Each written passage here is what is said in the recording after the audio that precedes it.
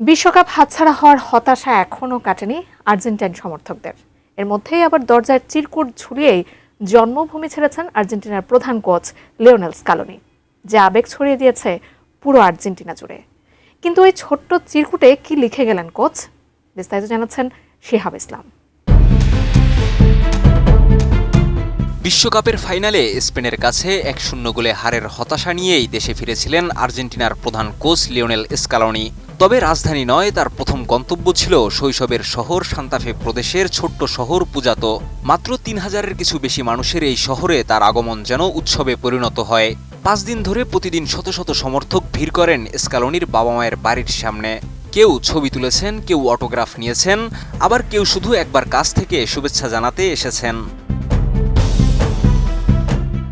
5 দিনের সেই সফর শেষে শনিবার রাতে নীরবে পুজাতো ছেড়ে যান স্কালোনি। তবে বিদায়ের আগে বাবা মায়ের বাড়ির দরজায় একটি কার্ডবোর্ড ঝুলিয়ে রেখে যান। সেখানে হাতে লেখা ছিল, লিও গত রাতে চলে গেছে, এত ভালোবাসার জন্য সবাইকে ধন্যবাদ। মূলত যেসব সমর্থক পরদিন তাকে বিদায় জানাতে আসতেন, তাদের উদ্দেশ্যেই ছিল এই সংক্ষিপ্ত কিন্তু আবেগঘন বার্তা। ছোট্ট এই চিরকুটের ছবি পরে সামাজিক যোগাযোগ মাধ্যমে ব্যাপকভাবে ছড়িয়ে পড়ে।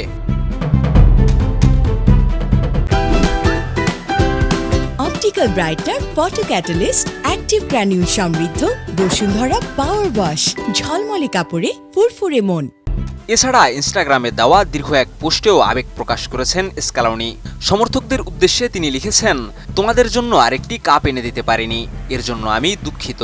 এই হার তাকে দুঃখ ও গর্বের অনুভূতি দিয়েছে।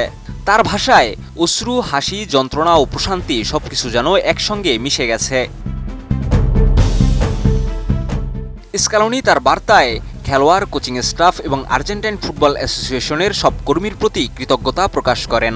পাশাপাশি সমালোচকদেরও কড়া ভাষায় জবাব দিয়ে বলেন, যারা দলকে ভালোভাবে চিনেই না, তাদের কাছ থেকে বারবার কঠোর সমালোচনা সহ্য করতে হয়েছে। পোস্টের শেষ লাইনে তিনি লেখেন, যার একজন আর্জেন্টাইন বন্ধু আছে, তার কাছে একটি অমূল্য সম্পদ আছে। স্কালোনি এখন কোথায় যাচ্ছেন তা আনুষ্ঠানিকভাবে জানানো হয়নি, তবে ধারণা করা হচ্ছে তিনি স্পেনের মায়োরকায় ফিরে পরিবারের সঙ্গে সময় কাটাবেন। আগামী সেপ্টেম্বরে ফিফার আন্তর্জাতিক উইন্ডোতে আবারও আর্জেন্টিনা দলের দায়িত্বে দেখা যাওয়ার কথা রয়েছে তাকে। তবে চলতি বছরের ডিসেম্বরে তার বর্তমান চুক্তির মেয়াদ শেষ হচ্ছে। এরপর আর তিনি আলবিসেলেস্তেদের ডাগআউটে দাঁড়াবেন কিনা, সেই সিদ্ধান্তের দিকেই এখন তাকিয়ে আছেন আর্জেন্টিনার কোটি কোটি সমর্থক। শিহাব ইসলাম, ATN নিউজ।